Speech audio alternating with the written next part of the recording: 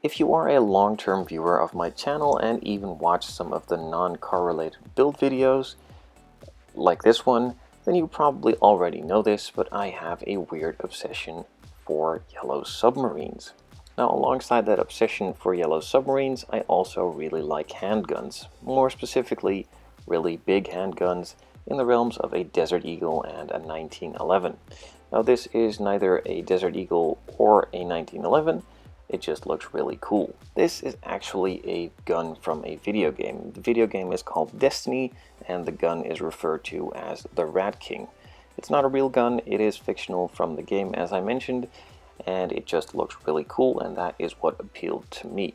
Now, there is a company out there in England called Sorenzo Studios which made this kit, and they sold it in resin form. I bought one and I immediately started working on it, as I really think it looks super cool and is something outside of the box and would be really cool as a display piece.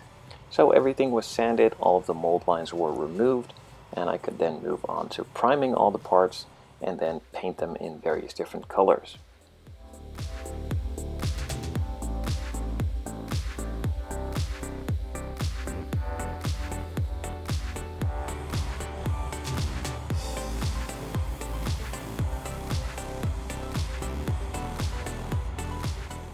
With a couple coats of primer now applied, I could start on the first details. There is a white stripe that in reality is a light on the side of the gun, which I painted in silver first to give it a really bright and nice base for the white to go on top, and then have the white come out a lot brighter and also cover super quickly.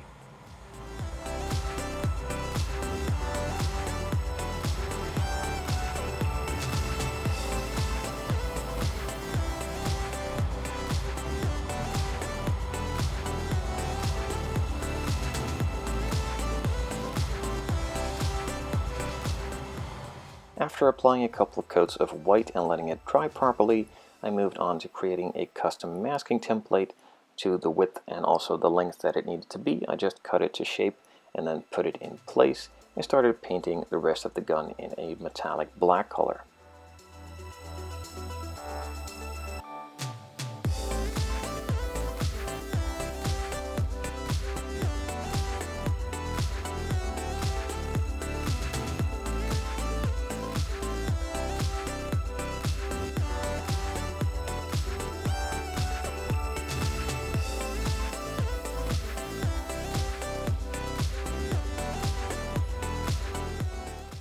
The slide on the gun needed to be a sort of black chromey color, so I firstly painted it in a jet black, just a pure dark black. A couple of coats was enough. When that was all dry, I just clear coated it with a Diamond 2K clear to make it as shiny as possible, to give it the best possible reflective finish underneath for the chrome to be applied to it later.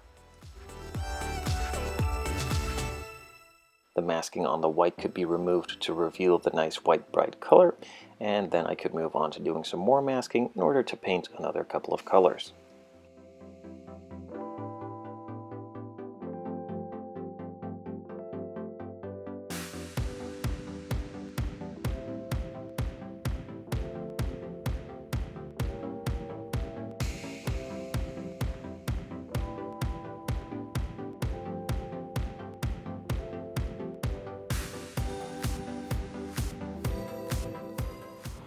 The parts that you just saw me masking off needed to be painted matte black first, so I could then later on scuff it up a bit to reveal the underlaying silver layers to make it a bit more of the hammered metal look that it is supposed to have, and also give it a bit more depth. But while I still had the black in the airbrush, I also decided to paint a couple of the other areas that needed to be painted that same black color and could then be masked off for later purposes on another color as well.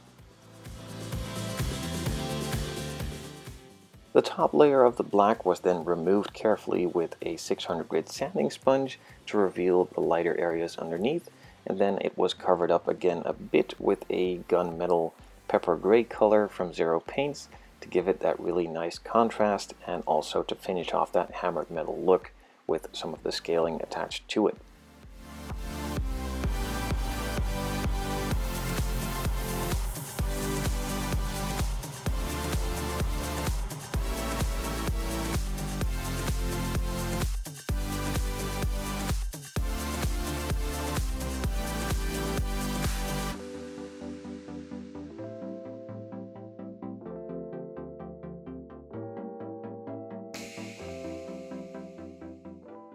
The handle of the gun is supposed to represent some sort of katana or samurai sword handle, which is wrapped in fabric, and it has some contrasting colors. Those squares were painted black just a little bit ago and then masked off. I then painted the red on top, and then we'll do some shading with black and later finish it off with another coat of red to give it a bit of a weathered, shadowy look on all the fabric pieces.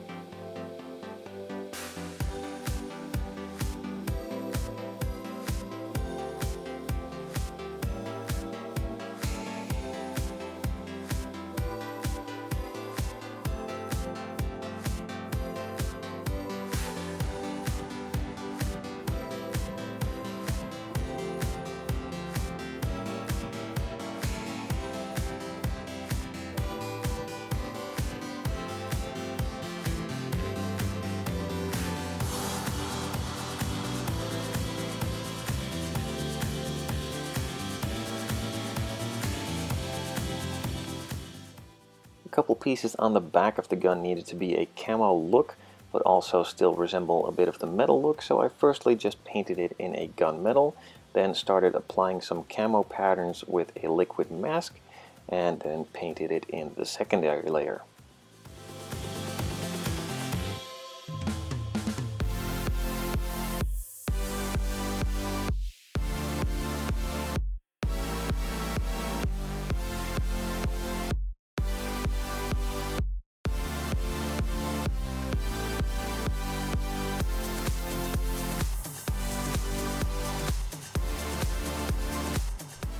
So with the second layer now added, I could remove all of the previously applied liquid masking.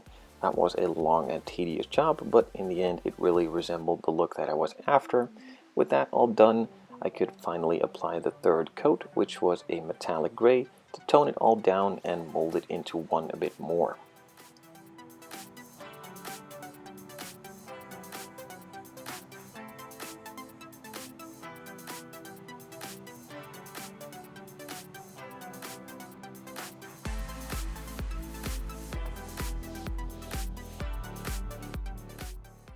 With the red highlight now painted on the side, the main gun body itself is now finished as far as painting comes. So with that out of the way, I could move on to giving it a bit more depth, also a bit more dirt, and make it look a bit weathered with some weathering pigments from Alclad.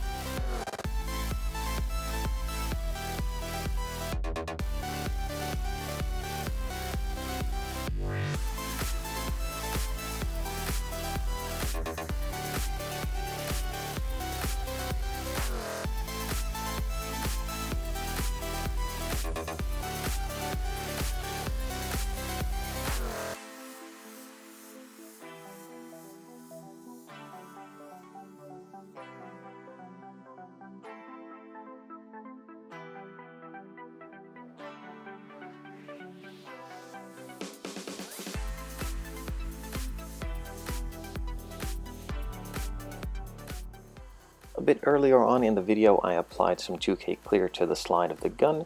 That has now fully set up, so I could move on to applying some Alclad black chrome to resemble that metal look.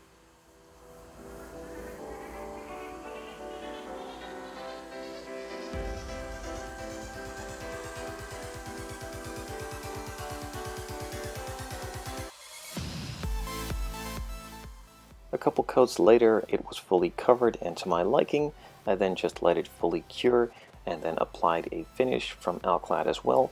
It's the Aqua Gloss that is safe to use on these chrome or metal finishes.